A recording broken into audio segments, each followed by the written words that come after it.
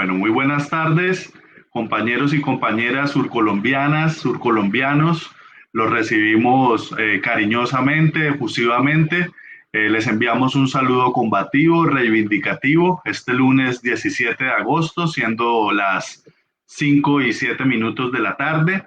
Quiero iniciar este conversatorio sobre el buen vivir en tiempos de emergencia con una oración ceremonial en Jambi Warmi Kuna. Padre Fuego, ni más ni menos, no somos porque nosotros mismos somos fuego. Yakumamá, ni más ni menos, no somos porque nosotros mismos somos agua. Padre Viento, ni más ni menos, no somos porque nosotros mismos somos aire. Pachamamita, ni más ni menos, no somos porque nosotros mismos somos tierra. Carmen Kumba, oración ceremonial en Jambi Warni Kuna. Bienvenidos y bienvenidas a este encuentro en el marco de las pedagogías solidarias del programa de licenciatura en Ciencias Sociales y el Departamento de Psicopedagogía de la Universidad Surcolombiana, que plantean el abordaje consciente de narrativas de cambio o propuestas alternativas que ambicionan consolidar el sueño de justicia social, equidad y mundos otros posibles desde la reflexión crítica y la construcción conjunta de significados. Ahora bien, siendo por estos días de emergencia, el tema central la desaceleración mundial de la economía y no las formas de distribución de la riqueza o la garantía mínima de condiciones de supervivencia. De hecho, el bienestar de la población pues queda subordinado al crecimiento y al ideal de progreso, pues la desigualdad y la pobreza tienden a ser resueltas desde estos discursos y desde estas perspectivas en términos macroeconómicos. De ahí la importancia para estos discursos de medir el PIB, el Producto Interno Bruto, o el Índice de Desarrollo Humano, o de sobreponer la reflexión sobre las condiciones macroeconómicas por encima de acciones para el cuidado del otro o los otros.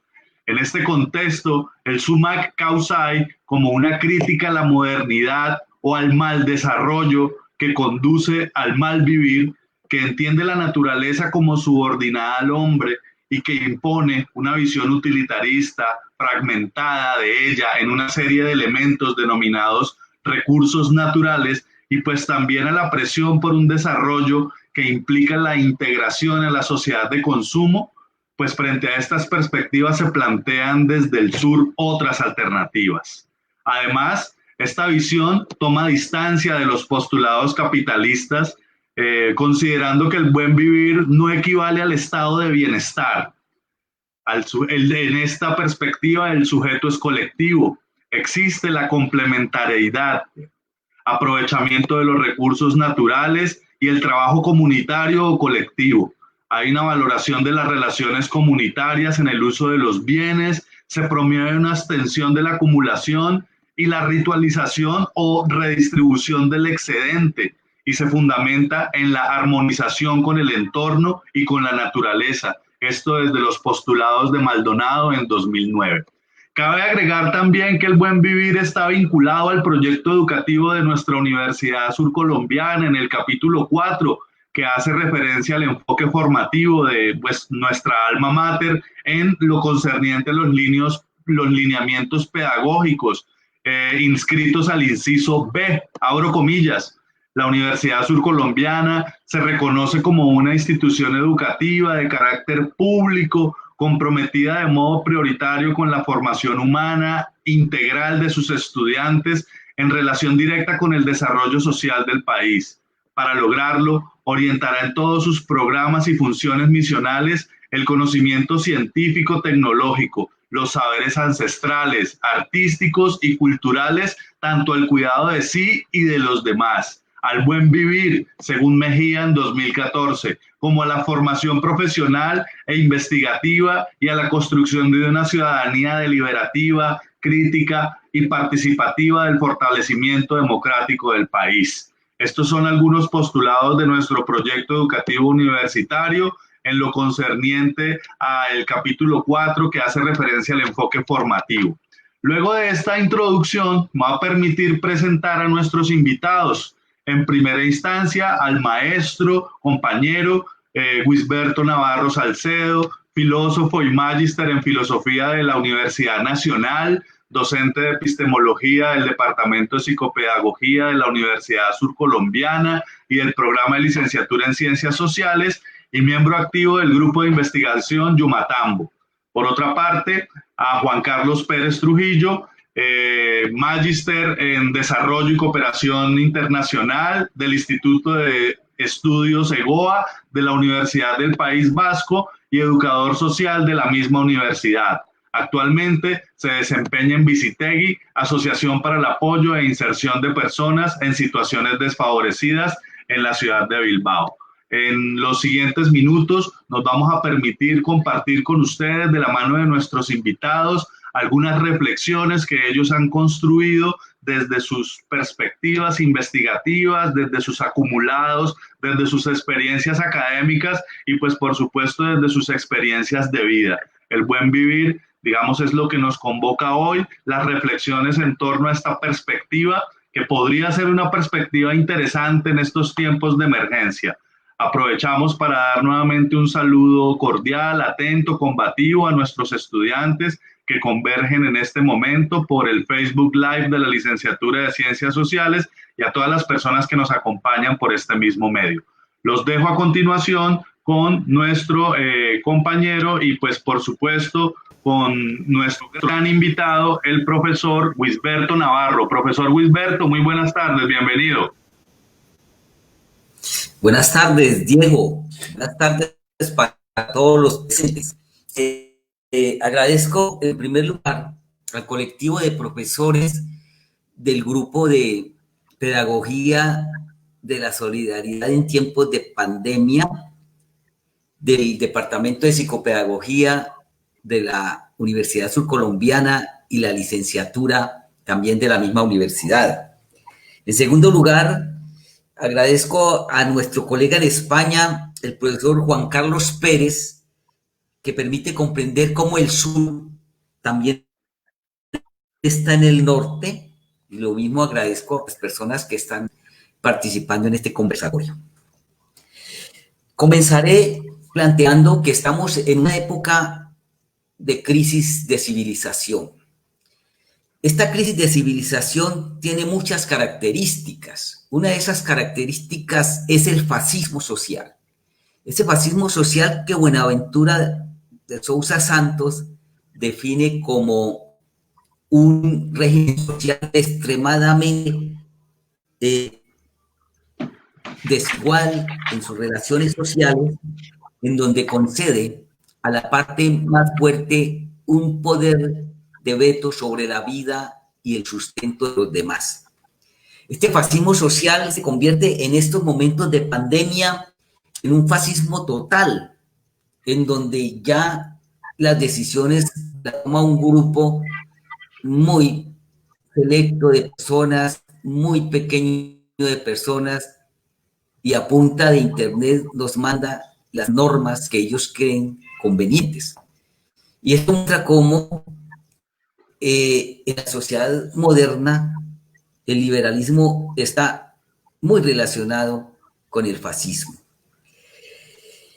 Por otro lado, tenemos una crisis ecológica que ha causado, además de esta pandemia, la destrucción de millones de seres vivos y de la madre tierra. A esta situación de crisis de civilización, pues se une la crisis del saber que sustenta esta civilización actual, y es la crisis de la ciencia moderna. Esta crisis de la ciencia moderna se debe a que la ciencia moderna enseña poco sobre nuestra manera de estar en el mundo. Y a pesar que profundice su saber, siempre su saber será excesivo por la forma de conocimiento que construye, que constituye. ¿Por qué? Porque es un conocimiento fragmentado. Es un conocimiento que descansa sobre un saber analítico. Ya Nietzsche escribía en el siglo XIX, y como a Nietzsche porque Nietzsche es un caballo de Troya dentro de la filosofía occidental céntrica. Y Nietzsche nos dice que toda la filosofía occidental ha sido un error desde Sócrates. Y vislumbra desde el siglo XIX, cuando estaba en auge ese saber de la ciencia moderna, él empieza a sospechar que aquí va a haber problemas. Y él plantea que la ciencia moderna ahora se parece al trabajo, hacer ciencia moderna se parece al trabajo que hace un burócrata de cualquier clase, cuya tarea principal consiste en clasificar material variado, ordenarlo en estantes y en esquematizarlo de una manera general. Si llegan a sabios, estos burócratas creen que el problema está resuelto cuando lo esquematizado. Esta es la manera como uno puede ver la fragmentación de la realidad que hace la ciencia moderna. Y junto a esta fragmentación de la realidad se privilegia la actividad, que tiene como principio que es preferible hacer cualquier cosa a no hacer nada. Y cuando esa cosa es la acción instrumental, cuya finalidad es la ganancia, esto es una actitud que representa una cuerda que estrangula toda cultura. Hay otro aspecto que también tiene que ver con la ciencia moderna y es la cuantización. El querer cuantificarlo todo, el querer medirlo todo. Y entonces se justifica la matemática como objetiva y fundante del saber científico, ocultando que lo que hay detrás de la evidencia de su conocimiento es un patrón de poder, no la matemática misma. Fernando Vallejo, nuestro novelista, hace una crítica de la notación matemática en su novela Las bolas de Cavendish, cuando escribe, abro comillas, no se metan, por Dios, muchachos, con la luz mientras no hayan entendido la caída de los cuerpos, ni discutan tampoco la notación matemática, que es absurda, sí, estúpida, pero si la discuten no se van a poder graduar y sin graduarse no van a tener un diploma y sin diploma no van a tener con qué mantener sus hijos. Está bien que piensen, pero no se pasen. Y eso es una actitud de crítica ante ese saber hegemónico que se propone como el único, el objetivo y verdadero. Por eso ya Nietzsche en el siglo XIX decía que existe en los científicos la creencia de que existe un mundo que tiene su equivalente en el pensamiento humano, y esto nos lleva a pensar que deberíamos que se degradara la existencia del ser humano a un ejercicio servir de cálculo, a una vida sedentaria, doméstica de matemático. Pero dejemos esta característica que tiene la ciencia moderna y hablemos algo que tiene el pensamiento occidental céntrico, que lo obliga a clasificar el mundo en dualismos, y este dualismo se origina en el pensamiento eurocéntrico y es de carácter religioso. El fundamento principal del conocer y hacer tecnológico se hace la separación judeocristiana entre Dios, lo sagrado, el hombre, lo humano y la naturaleza. En esta tradición, Dios crea el mundo de manera que el mundo mismo no es Dios y no se considera sagrado. Las consecuencias de esta clasificación saltan a la vista. Es la degradación de la naturaleza.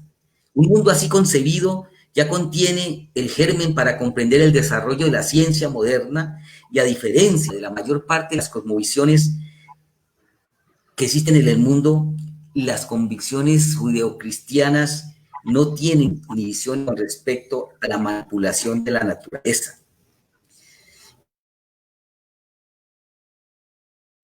Y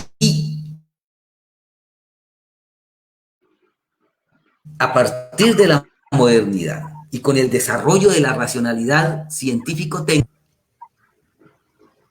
se constituye una ruptura ontológica entre el cuerpo y la mente, entre la razón y el mundo, planteada por Descartes en el siglo XVII. Y esta ruptura deja al cuerpo y al mundo vacío de significado y puso a los seres humanos en una posición externa al cuerpo y al mundo, con una postura instrumental hacia ellos. Y este dualismo contribuye también a otra clasificación y organización del mundo que tiene Occidente, y es la partición entre sociedad y naturaleza. Impone la idea de que el deber de ser humano es ejercer un control racional sobre la naturaleza. Impone la idea de que la naturaleza le pertenece. Y el hombre occidental olvida estas palabras del conocimiento indígena ancestral. Abro comillas. Cuando tu sangre retorne al mar, en tus huesos vuelva al suelo, quizás recuerde que esta tierra no pertenece a ti, sino que tú perteneces a esta tierra. Esta diferencia de posiciones, de actitudes éticas frente a la naturaleza es lo que ha ocasionado este caos. Y entonces sucede que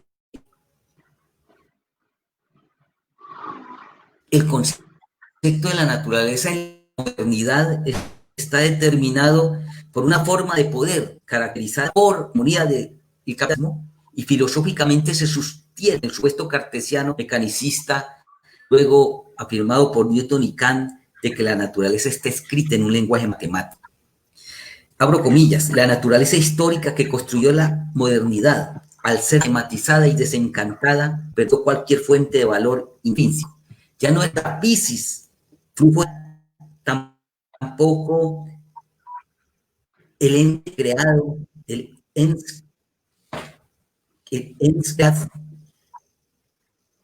creatum, que era la creación divina, que refleja los atributos de Dios en el mundo cristiano.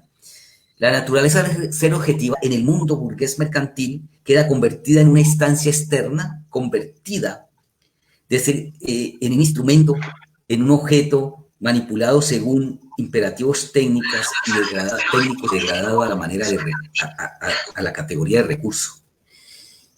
Cierro comillas, Cajigas, 2007. Estos elementos epistemológicos de la naturaleza generan un cóctel que va a destruir la naturaleza. Y los teóricos del pensamiento hegemónico pues tienen la solución. Y esta solución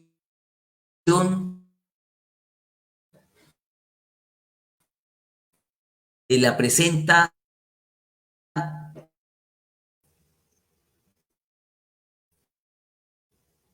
un poeta del sur chileno que se llama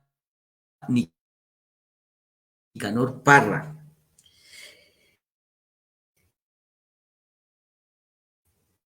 Y Nicanor Parra dice lo siguiente, abro comillas, que le dijo Friedman a los pobrecitos alacantufes a comprar, que el mundo se va a acabar. Esta es la solución que presenta especialmente en esta crisis de la naturaleza, y que nos la muestra Nicanor Parra. Pero Nicanor Parra también es un poeta que, además de esta situación pesimista, nos presenta una posición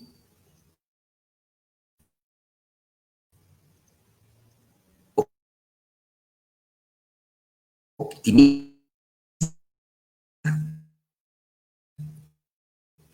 y dice en otro de sus ecopoemas: buenas noticias, la tierra se recupera en 1.000.000 de años. Somos nosotros los que desapareceremos.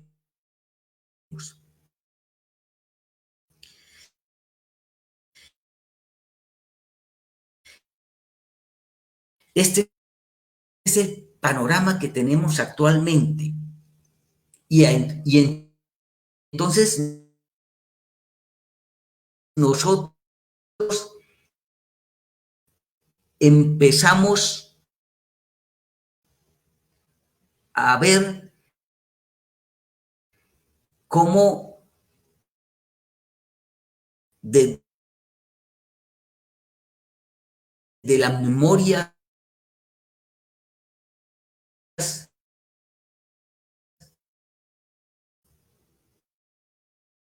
de las comunidades indígenas, desde la memoria,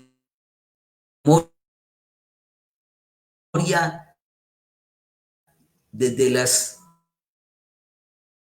habitantes de la Via Yala, la Tierra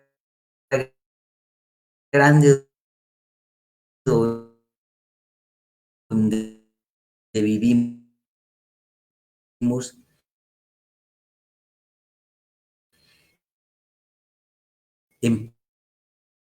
empieza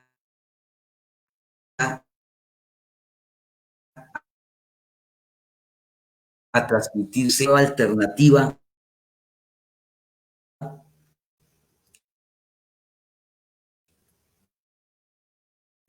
a la devastación y a la devastación.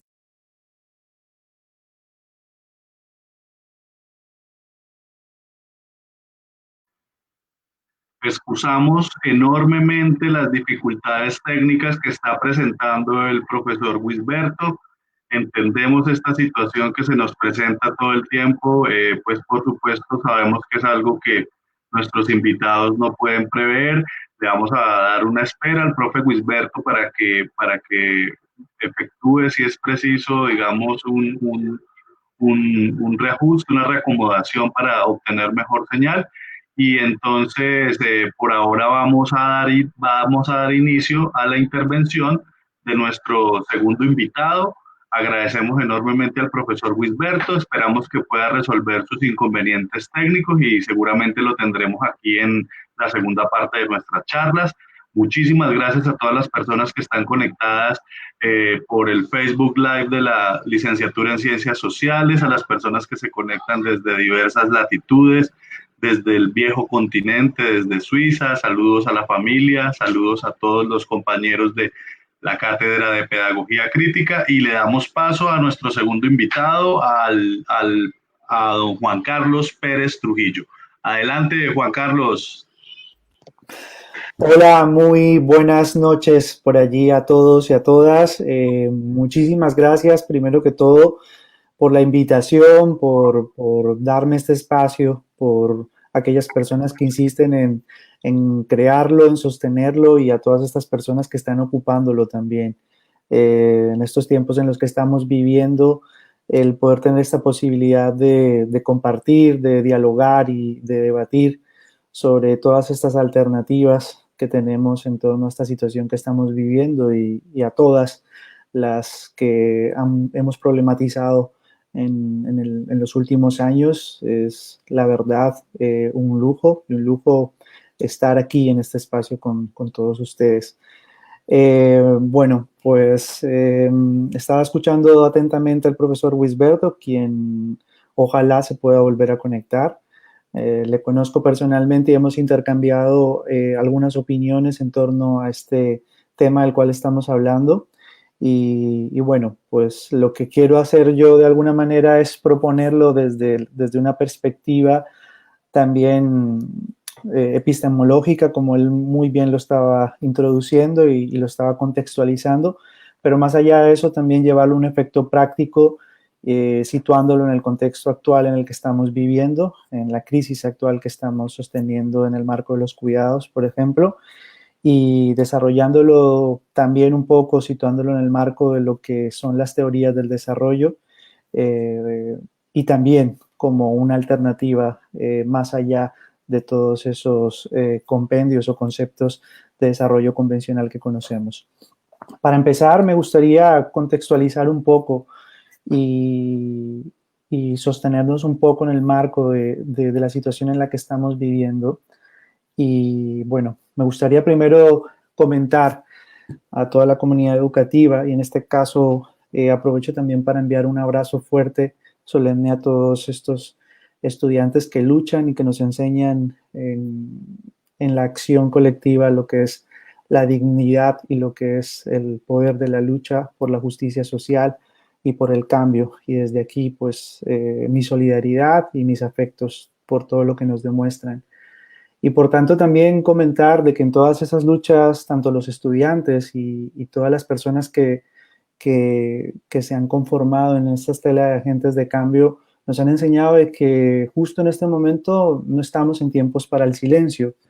En todo caso, son tiempos para dialogar, para la reflexión conjunta y también para el pensamiento colectivo, que son propuestas que se enmarcan dentro del análisis de lo que es el summa causae, o traducido al castellano que nosotros hablamos, buen vivir.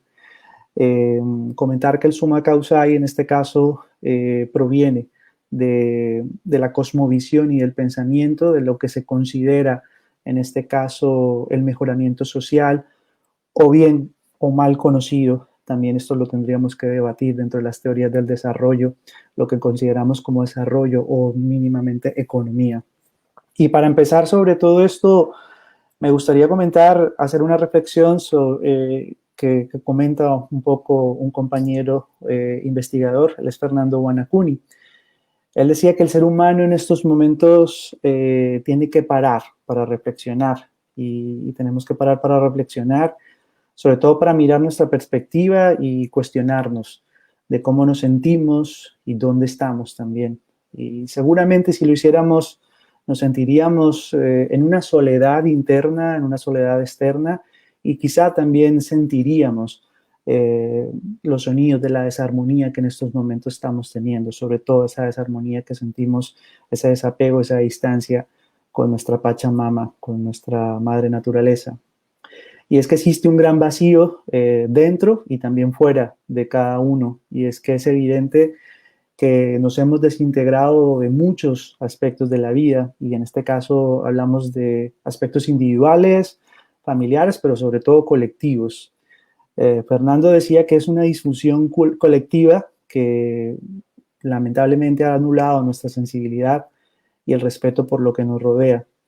Y eso ha resultado que en estos momentos estemos en un momento civilizatorio muy infeliz y extraordinariamente violento, que se ha convertido incluso en una amenaza para nosotros mismos y sobre todo para todas las vidas del planeta.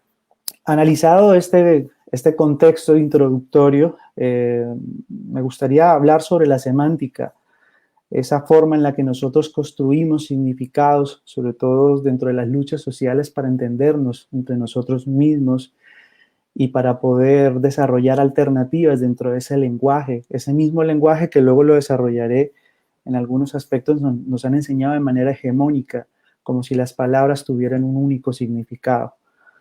Y por tanto, en esa construcción de nuevos significados y en esta situación que estamos viviendo de la COVID-19, es importante, yo creo que reconocer, para poder analizar esta situación en el marco del buen vivir, saber cuál es nuestra posición política, cuál es nuestro tiempo histórico, pero también cuál es la región del mundo en la que podemos vivir. Seguramente estos aspectos, junto con otros, determinarían mucho y le darían un cauce a nuestras reflexiones.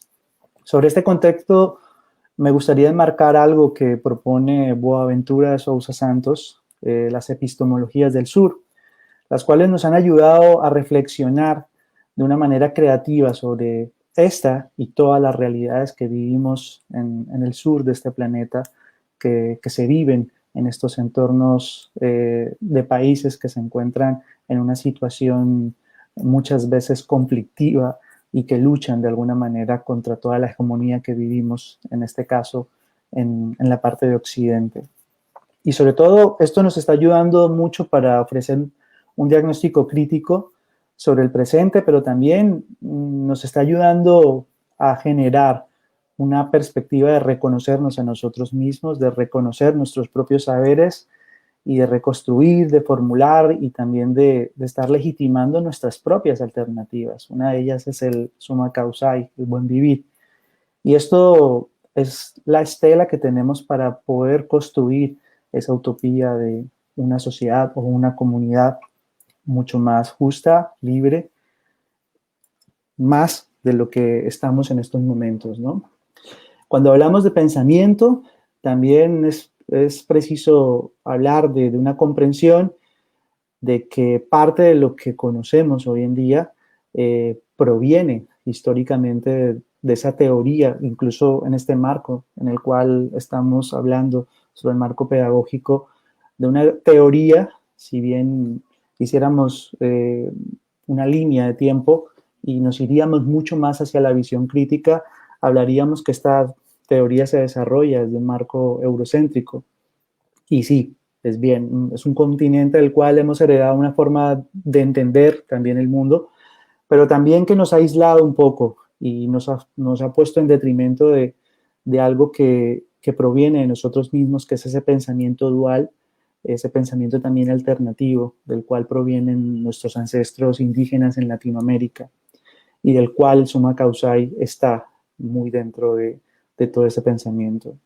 Por lo tanto, visto este diagnóstico epistemológico, es también muy interesante analizar en dónde se precede estas crisis que estamos viviendo de no poder encontrar la comprensión a todas las situaciones que estamos viviendo. Y sobre todo se marca en dos características fundamentales. La primera, si nos ponemos a ver en estos momentos que estamos viviendo toda esta situación, nos damos cuenta de que estamos en un tiempo de preguntas muy fuertes, pero de respuestas débiles. Esto también lo decía Boaventura de Sousa Santos. Cada vez somos más conscientes de que nuestros horizontes de posibilidades están mucho más limitados y de que quizás es necesario ese cambio radical de todo lo que estamos viviendo en estos momentos. Pero sobre todo, estamos viviendo también más allá de lo que estábamos viviendo en estos momentos, en esta situación del COVID-19, estábamos viviendo una crisis ambiental sin precedentes y también vivíamos una crisis de cuidado. Por tanto, en este contexto que estamos viviendo es preciso preguntarnos si todo nuestro futuro está dependiendo únicamente de una vacuna, o además de ello también necesitamos reformar de manera radical nuestro sistema productivo, por ejemplo, por uno en el que ponga en el centro las personas y también los cuidados. Como una segunda característica de este análisis, también deberíamos hablar de que muchas veces nuestras reflexiones se enmarcan sobre unos conceptos que pareciesen que son muy estáticos o que los han vuelto estáticos, o en su efecto son dicotómicos, como si tuviesen solo dos significados y no existiesen alternativas. Y hablamos, cuando surgen estas alternativas desde la perspectiva crítica, se habla de socialismo, se habla de comunismo, se habla de lucha de clases, Pero también, si bien son palabras del pensamiento crítico, nos hemos dado cuenta de que estamos perdiendo los sustantivos y ahora estamos en un momento en el que nos estamos esqueando con los adjetivos.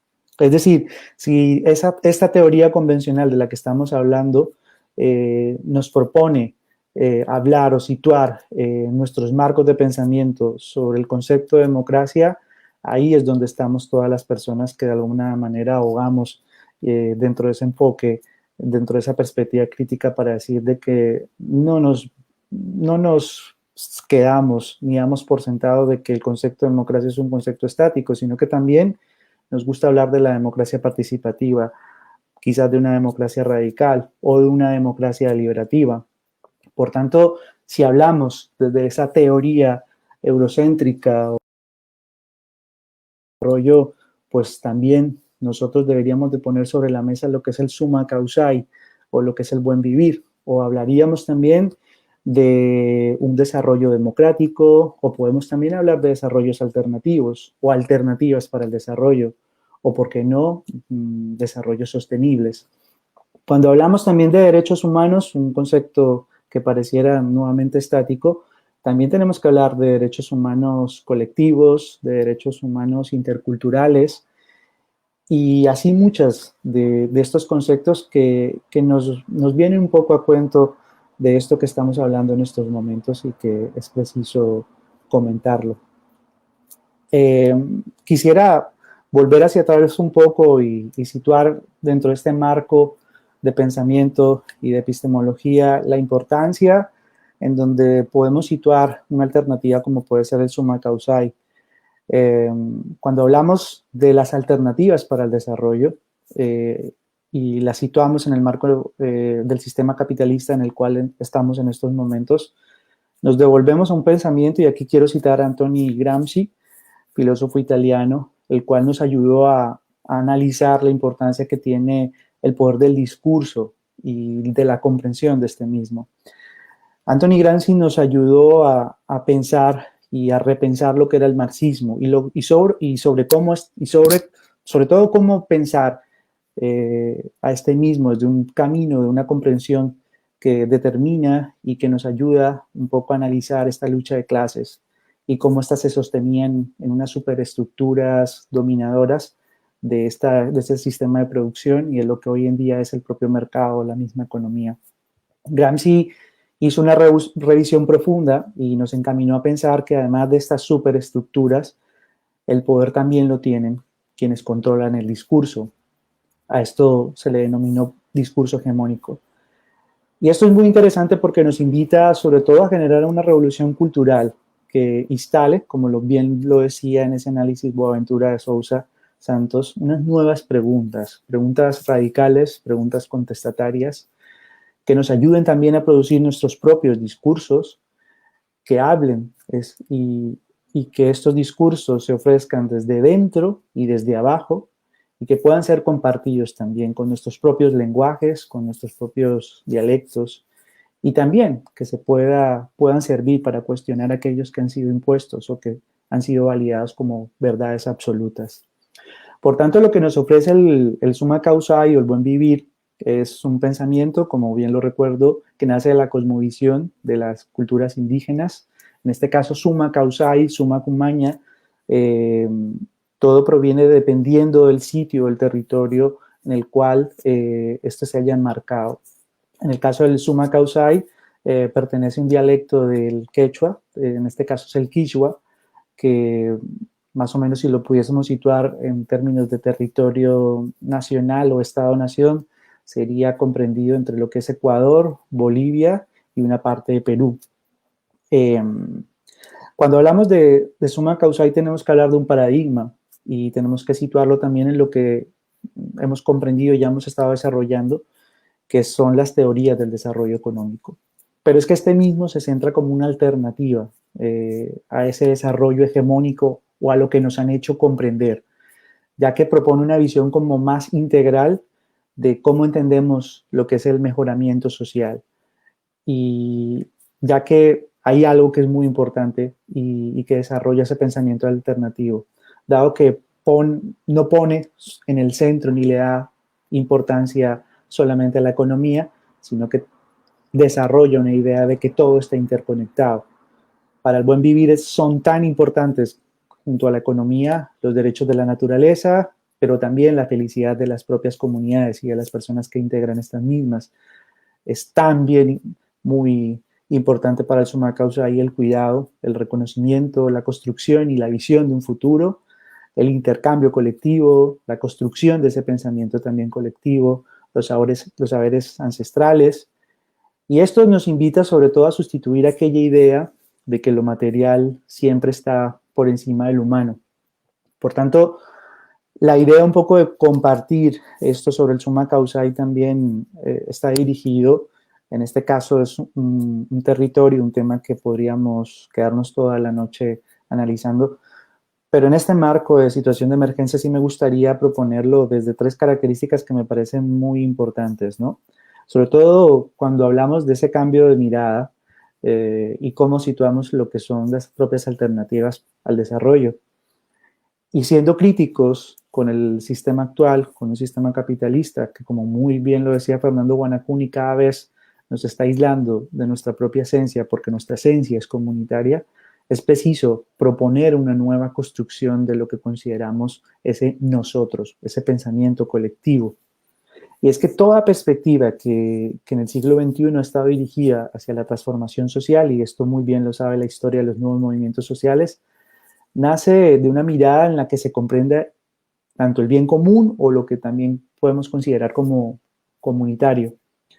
Todo problema global dentro de nuestra sociedad siempre requiere de alternativas y de dimensiones y reflexiones plurales para ser resueltas. Y aunque existan algunos mensajes que nos siguen de alguna manera incitando a tener un vínculo muy cerrado con el individualismo, siempre seguiremos resolviendo nuestros problemas globales de forma comunitaria. Y de eso creo que tenemos unos grandes precedentes en las luchas sociales que hemos podido lograr a lo largo del siglo XXI. Por tanto, en los tiempos actuales, en esta crisis de valores en las que tenemos, la aparición de actos de profunda generosidad podríamos denominarlos también actos de profunda rebeldía y de profunda transformación y de profunda revolución, ya que están ligados a procesos comunitarios en donde muchas personas han podido reflexionar y pueden participar de esa comunión en el que hoy en día podemos de alguna manera derribar la centralidad del yo para poder intercambiar y poder sustituir por esa construcción identitaria en un marco mucho más plural, como lo estamos hablando. Quiero volver a citar a Fernando Guanacuni, el cual decía que el paradigma de la cultura de la vida nace una visión en la que todo está unido e integrado y por tanto existe una interdependencia entre todo y todos también. La segunda parte en la que en el marco de esta situación de emergencia el buen vivir puede ser una alternativa para las transformaciones actuales, habla de ese paso del antropocentrismo al biocentrismo. Cuando hablamos de antropocentrismo tenemos que situar a ese marco histórico en el cual el ser humano o el llamado hombre ha estado siempre al dominio de la naturaleza y hoy en día instalados en una crisis profunda en torno al cambio climático que estamos viviendo, esto tiene que ser sustituido por una práctica de amorosidad o igualdad, en donde toda la naturaleza sea sujeta de derechos. Y este paso al biocentrismo lo que nos ayuda un poco a repensarnos dentro de ese concepto de naturaleza. Y es que a efectos prácticos del lenguaje, cuando hablamos de naturaleza, hablamos de algo totalmente ajeno, externo a nosotros, ¿no? Por tanto, para lograr esas prácticas igualitarias de protección, de defensa, de amorosidad también, es muy preciso ponernos dentro del concepto de naturaleza, porque lo somos. Y eso se consigue protegiendo y dotando los derechos de la naturaleza, los cuales en términos legales ya tenemos algunos ejemplos, como puede ser la Constitución, el marco de Constitución de Bolivia o Ecuador, en donde por primera vez en el mundo la naturaleza podía ser sujeto de derechos. Boaventura de Sousa Santos hablaba que el buen vivir es un concepto de comunidad donde nadie puede ganar si su vecino no gana. Y en ese sentido es la contraparte de este sistema individualista en el cual hoy en día estamos, ¿no? En donde para que yo gane, pareciese que el mundo, el resto del mundo tiene que perder, o un grupo poblacional tiene que perder, o esa es la lógica en la que entendemos este sistema, como si no existiesen otras formas de vivir de una manera mucho más digna, justa y solidaria. Dentro de todo este marco de construcción del nosotros es preciso comentar cómo las culturas indígenas andinas nos ayudan también a explorar a través de acciones colectivas concretas, de situaciones que también pueden ser interesantes y que podríamos tomar no solo de reflexión, sino también poderlas trasladar a nuestro diario vivir. Quisiera compartir 3 de ellas, que es por ejemplo el tampu, es la generación de los espacios comunes, donde se pone a disposición, por ejemplo, en algunas comunidades, tanto productos o alimentos, y que siempre van a favor de quienes lo necesitan en una comunidad. Y esto es para que a nadie le falte nada. No se da lo que sobra, sino lo que yo tengo y lo comparto con todas las personas que forman parte de mi comunidad. Luego hay otra de las alternativas dentro de toda esta construcción del nosotros y del marco del buen vivir, que se llama Tumpa, que habla un poco de cómo se pueden asumir las responsabilidades conjuntas de cuidados colectivos, cuidados de las personas que se encuentran en situaciones desfavorecidas, cómo de alguna manera nos podemos sentirnos responsables también de todas las situaciones que viven las personas. Y esto habla también de cómo conocer nuestros propios ritmos para cuidar de todas estas personas y de todas estas situaciones, ¿no? Cuando se habla de Tumpa también se alude también a la transparencia, de alguna manera a cómo podemos conocernos a través del diálogo y a través de esa mirada mucho más profunda de lo que somos, ¿no? Ese efecto espejo que hace que nos podamos conocer a través de la mirada de la otra persona. Y por último, una de esas alternativas puede ser el MUIT, que es el proceso circular cíclico, es decir, asumir responsabilidades por turnos. Y aquí hablamos nuevamente de algo que nos enseñan mucho las culturas indígenas, que es su cultura de cuidado. Y aquí hablamos de muchos aspectos, de tipo biológico, cuidados existenciales, o como pueden ser cuidados también de seguridad, de sanidad y de otras cosas que también dentro de ese marco de saberes ancestrales muchas veces son importantes y tienen un común denominador que hace que las comunidades, en este caso, siempre puedan ser visibles dentro de ese pensamiento colectivo.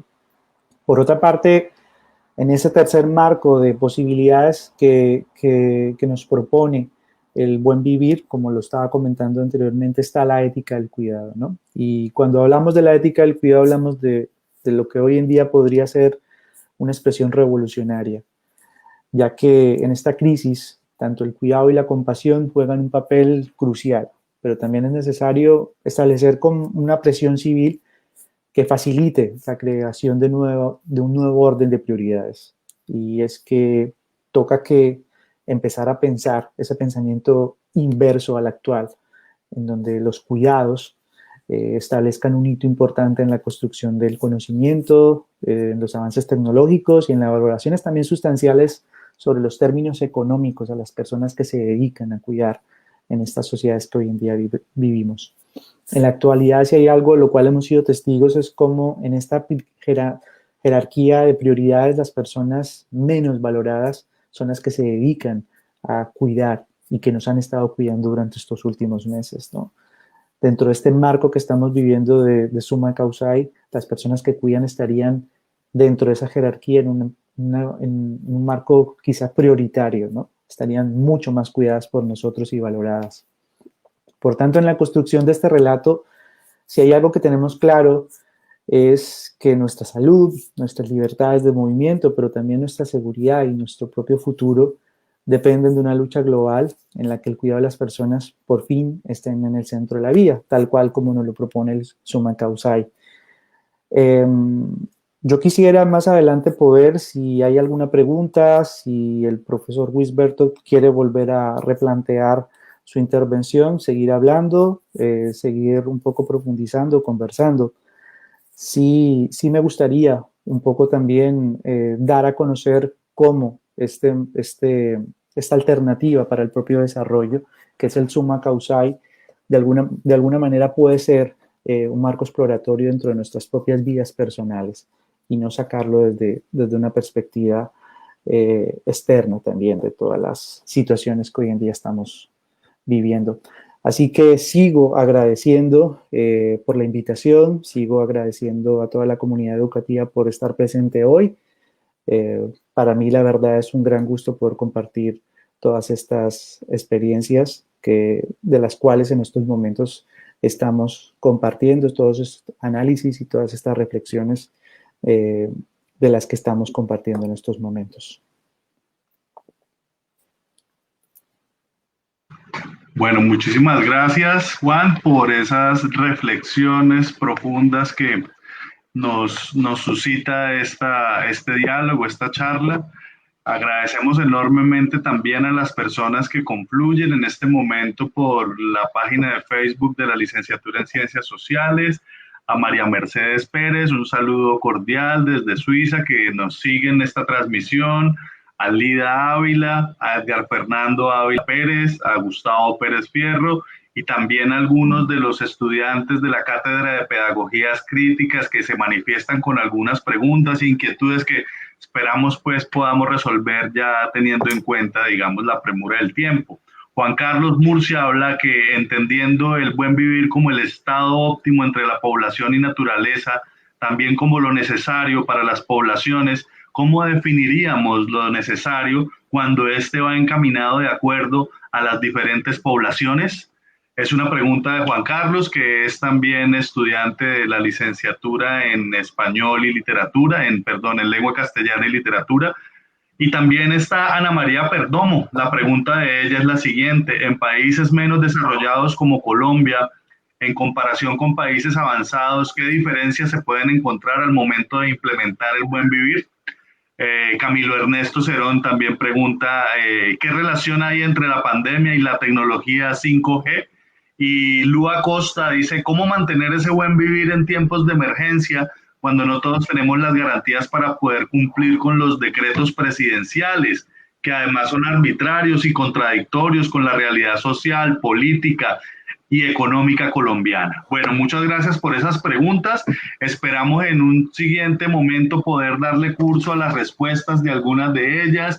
Nos quedamos con ideas gruesas que plantea nuestro invitado sobre el gran vacío, esa, digamos, desintegración en aspectos individuales y colectivos que anulan la sensibilidad. Esto se traduce en un momento civilizatorio complejo que, como plantea Boaventura, pues nos lleva a formular preguntas gruesas, pero también respuestas endebles, ¿no? Algunos de los planteamientos que Juan Carlos comparte con nosotros. Te agradecemos enormemente, mi hermano querido, de corazón, por la generosidad, por sacar del tiempo. Sabemos que allí ya son como las 12, 1 de la mañana, pero agradecemos pues esta disposición para compartir con nosotros y con todas las personas.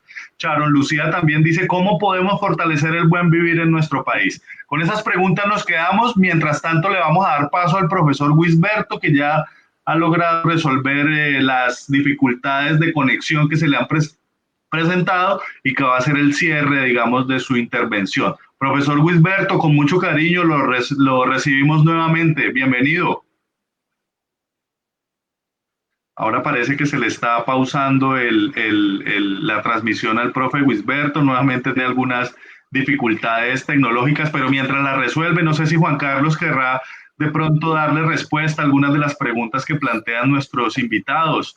Hay una que me parece muy, muy interesante que plantea Lua Costa y dice, ¿cómo mantener ese buen vivir en tiempos de emergencia cuando no tenemos las garantías para poder cumplir con los decretos presidenciales? Que además son arbitrarios y contradictorios con la realidad social, política, económica y de nuestro país. Sí, yo creo creo que esto va más allá del propio concepto de lo que podría, por eso yo quisiera explicar en este caso en profundidad lo que es la semántica, ¿no? Y cómo de alguna manera nosotros tenemos esa libertad y esa posibilidad de poder construir nuestros propios significados de acuerdo a las realidades que en este caso en términos colectivos y personales estamos viviendo. Y más en una situación como la que estamos en estos momentos, en la que existe un marco desigual y existe un marco diseñado prácticamente para poder generar en términos políticos, dado que no existen las respuestas que necesitaríamos, ese marco de injusticia que tanto nos está preocupando en estos momentos, ¿no? Yo creo que el buen vivir deja claro que la clave está en acercarnos a ese pensamiento colectivo, que es pensar de que dentro de todo ese diagnóstico y ese análisis de realidades crudas que hemos vivido, incluso propias guerras que hemos superado en un momento dado, todo se ha podido superar de forma colectiva. Creo que quien se esté sintiendo solo ya podría en estos momentos hacerse un análisis interno y un cuestionamiento también de su espacio vital, de ese espacio que está ocupando dentro de la propia sociedad o dentro de su propia comunidad. Yo creo que estos tiempos nos invitan otra vez a buscar ese pensamiento colectivo, a buscar nuestra propia comunidad, dónde están, y reunirnos, generar acciones colectivas y también reflexiones. Yo creo que es un buen tiempo para pensar, para analizar, pero sobre todo yo creo que está en el marco plural. Insisto, el buen vivir es lo que más destaca en estos momentos. Si de alguna manera dentro de esta situación, que ya es una situación dura, si nos acogemos a pensar de que de manera individualista podemos subsanar algo positivo de todo esto, yo creo que estamos en un marco errado, ¿no? Incluso ante la propia situación política que estamos viviendo en estos momentos, si hay algo de lo que tenemos que insistir es que todo esto en gran parte se puede subsanar si pudiéramos seguir insistiendo en que la respuesta, una respuesta transformadora, se puede generar y se debe generar de manera colectiva. Por tanto, yo creo que también hay un marco muy interesante que no lo hemos tocado mucho. Ojalá el profesor Wisberto, si se pueda conectar, lo pueda profundizar, que es el marco espiritual. Yo creo que dentro de esa conexión con la propia naturaleza nos dice mucho también de cómo nos podemos estar sintiendo. Creo que todas las circunstancias sociales que estamos viendo en nuestras sociedades nos dicen mucho de todas las desigualdades que estamos viviendo, pero no tenemos que dejar de desligar esa mirada que tenemos a la crisis que en estos momentos estamos teniendo en términos ecológicos. Y eso está ahí, y creo que es deber y responsabilidad de todos y de todas poder construir un marco de acción sobre todo esto, ¿no? Entonces, vuelvo y repito, tenemos que empezar a construir nuestros propios significados, y cuando nos hablen de desarrollo, saber de qué estamos hablando.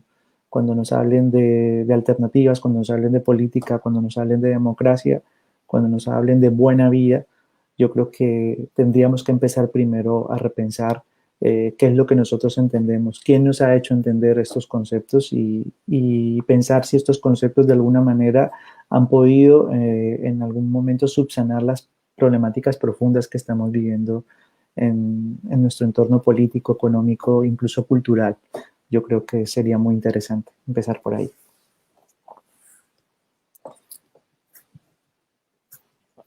Bueno, muchísimas gracias por esas respuestas. Aquí también se plantean otras inquietudes que quisiera, pues, esto que pues, se tuvieran en cuenta. Dice, por ejemplo, Andrés Polanco, el sistema educativo cada vez se aleja más de esta concepción. ¿Qué estrategias se pueden implementar para impulsar este pensamiento? Y nuevamente en una réplica, Lua Costa dice, ¿cómo aproximarnos a esa colectividad cuando en estos tiempos, entre más aislados y confinados estemos, podemos salir adelante? Andrés Núñez también dice que el buen vivir en el contexto actual se vuelve un tanto utópico, ¿no?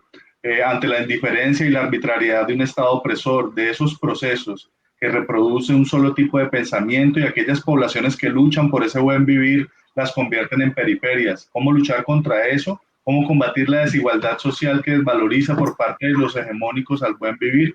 ¿Cómo evitar esa transformación en una periferia y dejar esa idea de centro que en muchos casos se reproduce? Bueno, muchísimas gracias a los compañeros por esos comentarios. No sé si el profe Wisberto ya está con nosotros para el cierre, para que le dé un poquito cierre al planteamiento que estaba compartiendo con nosotros al inicio. Profe Wisberto, adelante.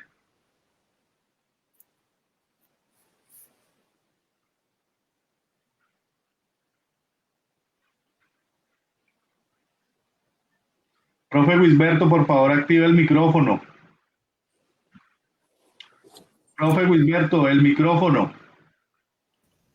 Debe activar el micrófono. Sí, sí, perdón. A pesar de los críticos que son propios de trabajar, a mí me parece que teniendo en cuenta estas definiciones que tiene el summa causai, el summa camaña, este es el reto que tiene la universidad. Es decir, el reto que tiene la universidad es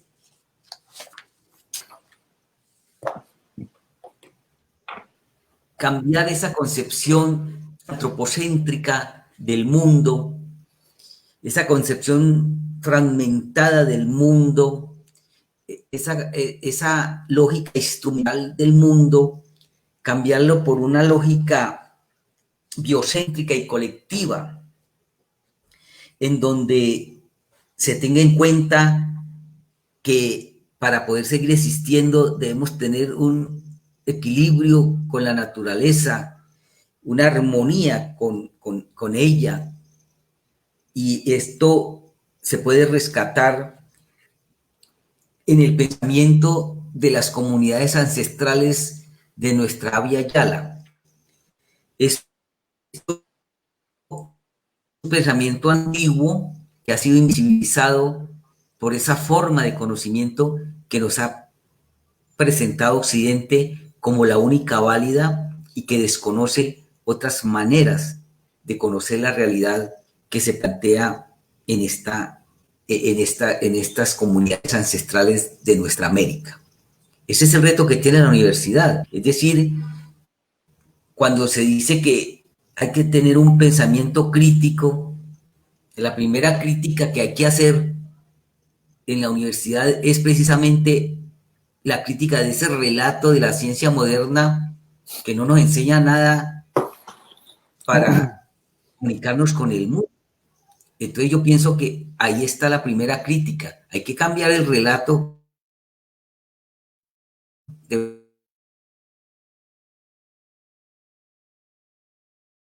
formación que tiene el sistema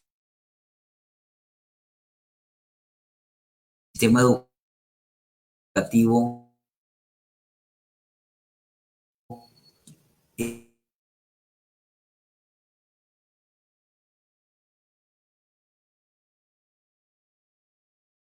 en estos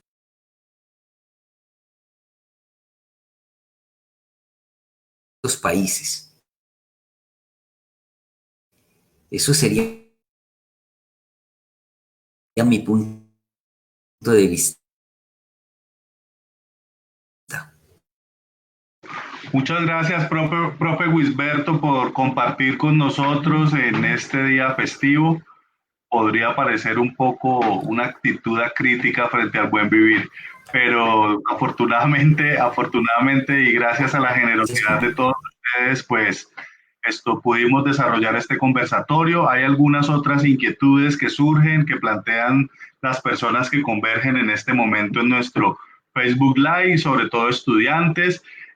María Camila, Camilo Ernesto habla de desobediencia civil como un camino para el buen vivir. Sebastián Vega dice, en el caso de América Latina, en tiempos de pandemia, ¿qué significa implementar el buen vivir desde la perspectiva educativa?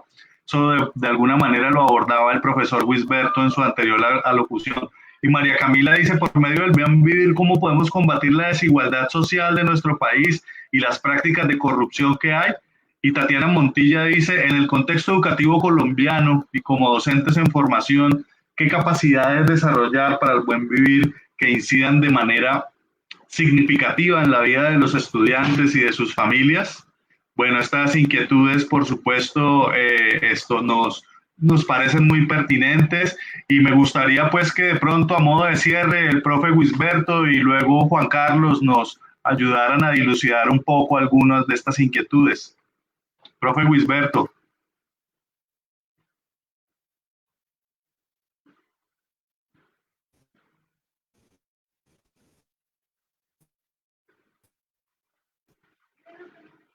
Profe, el micrófono.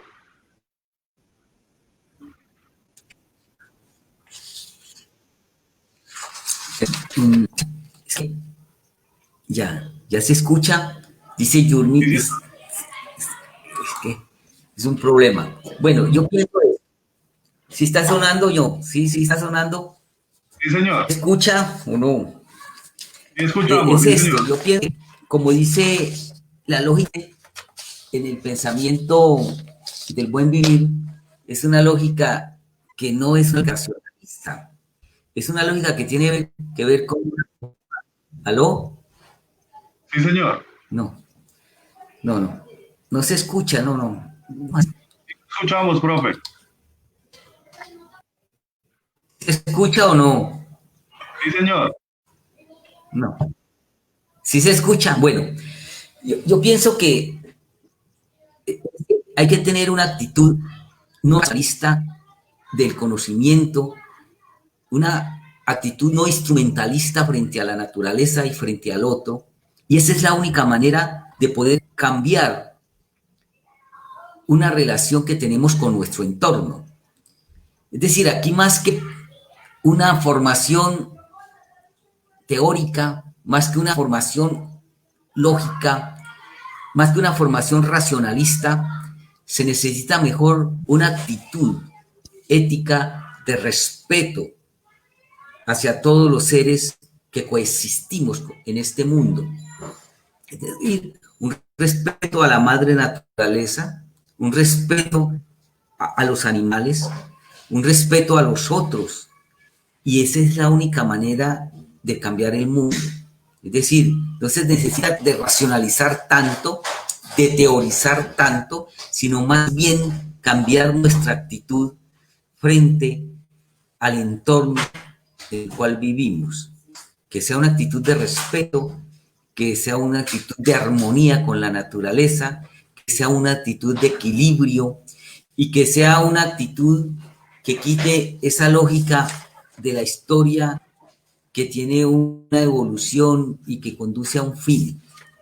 Yo pienso que el crecimiento que se debe tener es un crecimiento con nosotros mismos que busque la armonía y la superación frente a nosotros mismos, es decir, frente a la comunidad. Y solamente así podemos cambiar esta lógica instrumental que lleva a la modernidad, que es una civilización de muerte, acabar con el mundo. Ese sería mi punto de vista. Ese sería mi punto de vista. Muchas gracias. Profe Wisberto, a usted muchísimas gracias por su generosidad, por permitirnos o por compartir con nosotros estos planteamientos que sabemos que pues esto significan años de estudio, años de lectura, años de producción académica y pues que hoy usted pues con muchísimo, digamos con muchísima empatía nos comparte y comparte pues a la comunidad de estudiantes. Le agradecemos enormemente por haberse conectado con nosotros en esta transmisión de la licenciatura en Ciencias Sociales, profesor Wisberto, y esperamos poder contar con usted para próximas ocasiones y seguiremos discutiendo este tema tan relevante del buen vivir. Muchas gracias, profe Wisberto. Muchas gracias a ustedes por este esfuerzo, no solamente teórico, sino técnico. No, ese es un esfuerzo muy difícil y las cosas a veces no salen, pero ese se trata de esta situación nueva que tenemos. Es cierto, mi profe. Muchas gracias también por la paciencia y que tenga un feliz día. Que esté muy bien, mi profe. Bueno, y Juan Carlos, cerramos con usted este conversatorio. ¿Algunas ideas que usted quiera compartir? ¿Alguna inquietud que quiera recoger de las que han planteado nuestros estudiantes y las personas que aún confluyen en la plataforma de Facebook Live? Bueno, yo los estaba leyendo y estaba intentando como ir una a una, pero es muy difícil, muy complicado porque yo creo que tendríamos que profundizar, pero he recogido algunos apartados e intentaré desarrollarlos a través de la reflexión que haré. Quiero citar a alguien que yo creo que conocemos muchas de las personas que estamos conectadas o interconectadas ahora mismo en esto que estamos hablando, ¿no? En estas horas de la noche, estar hablando de Summa Causai, estar hablando de Buen Vivir, Facebook, en una plataforma de streaming, yo creo que si hay algo insurgente es eso, si hay algo revolucionario es eso. Y nos deberíamos de dar por bien servidos en ese sentido. Creo que estamos por el camino acertado y creo que muchas veces tenemos que ser justos con nosotros mismos y generosos, generosas también en este sentido. Por otra parte, iba al hilo de todo esto, alguien que conocemos, Paulo Freire, nos hablaba una frase muy bonita que ojalá tuviésemos todos muy presentes y todas las personas que pensamos de que este mundo hay que transformarlo de manera radical. Y es que el mundo no es, el mundo está siendo. Y esto va en consonancia un poco también con algo que decía el poeta Antonio Machado. Y yo creo que la poesía, si hay algo que nos ayuda, y esto también lo sabía muy bien Federico García Lorca, es que nos permite imaginar esas propias realidades que a veces es tan difícil de poder tan siquiera comprenderlas, ¿no? Antonio Machado decía que hoy es todavía, y es eso, estamos en este presente y tenemos por delante muchos presentes, muchos ahoras en los cuales nosotros podemos converger y podemos construir espacios como estos y ir más allá de todas estas propias reflexiones, transformarlas en acciones colectivas que nos lleven a esa visión de justicia social que tanto necesitamos en estos momentos. La solidaridad, y estoy seguro de que las personas que estamos aquí lo hemos sido en estos momentos y lo hemos sido en muchos otros momentos, es algo también insurgente, es algo muy revolucionario. Y ahí también están, yo creo que las estelas y las bases filosóficas de lo que es el Summa Causae, que si bien hay que repensarlo desde eso, como una filosofía, como una forma de estar, como un pensamiento también que está en comunión con lo que somos y con nuestras propias, con la construcción de nuestras propias identidades. Yo creo que es muy interesante también poder situarlo esto en el marco de lo que es la construcción identitaria.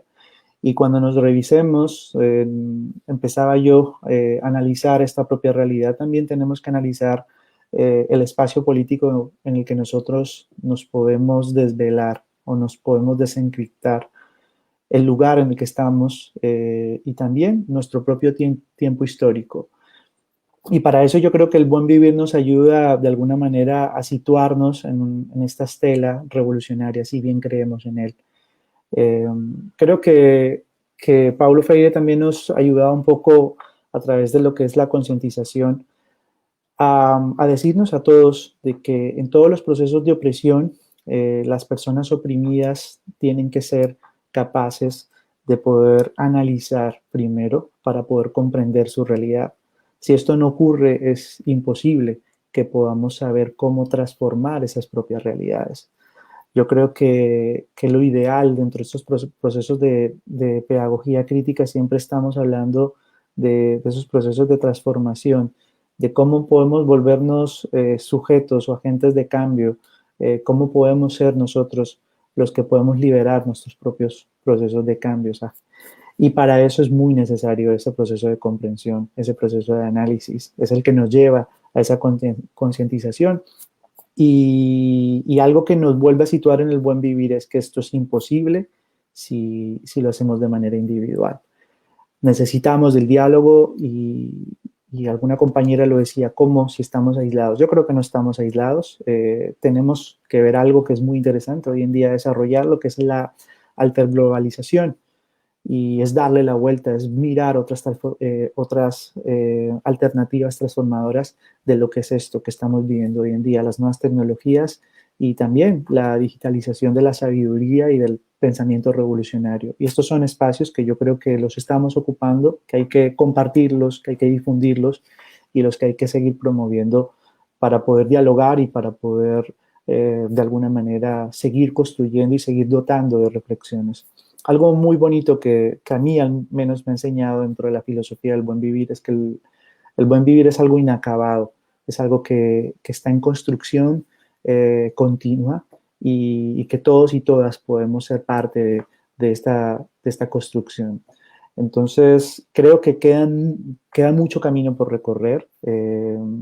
Por ahí he escuchado muy buenos conceptos en torno a cómo situar el buen vivir dentro de lo que es el sistema educativo, más no la educación. El buen vivir es educación y eso tenemos que, de alguna manera, yo creo que remarcarlo. Y cómo podemos implementarlo dentro de un sistema educativo y dentro de todo un proceso curricular para que esto se visibilice. Sobre esto simplemente quiero compartir de manera anecdótica que yo vivo en Europa y en los procesos de investigación, cuando hablamos en los grupos, cuando hablamos en charlas, cuando hemos podido compartir este tema de la participación comunitaria, cuando hablamos de buen vivir, cuando hablamos de acción colectiva en Latinoamérica, incluso Colombia siempre tiene una mirada, diría yo, como de hacia dónde se quisiera llegar, ¿no? Hablamos de sociedades, entre comillas, mal desarrolladas o bien desarrolladas, como lo queramos de alguna manera pensar.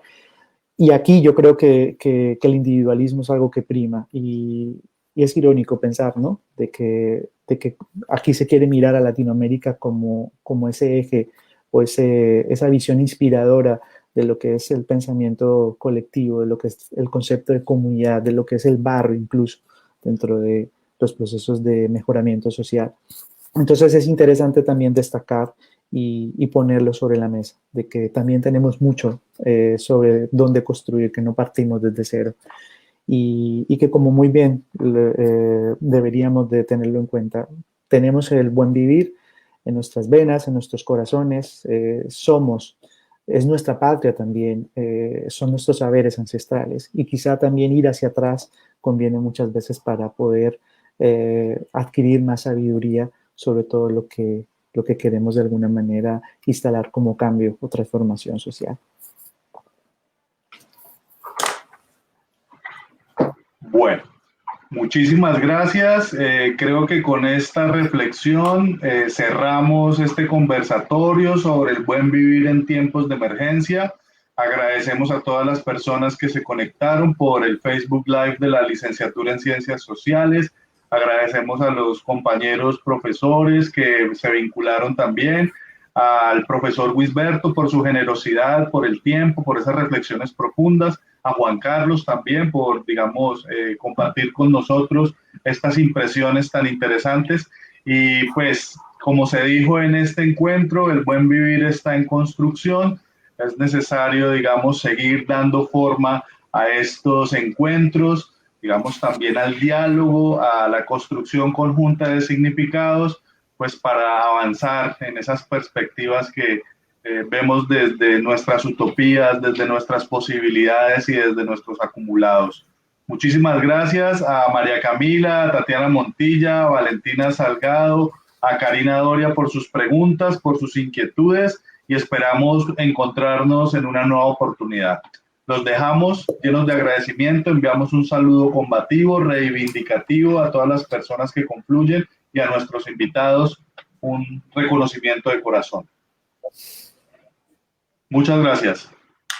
Hasta luego. Jeffer, muchas gracias a Jefferson Narváez también en la logística, en la transmisión de este evento y siempre acompañándonos en todo lo que tiene que ver con la organización de estos encuentros. Recuerden que esta charla también la pueden encontrar alojada en el canal de YouTube de la Licenciatura de Ciencias Sociales para que la revisen, para que la compartan y para que esta reflexión sobre el buen vivir en tiempos de emergencia pues no termine aquí. Buenas noches para todos.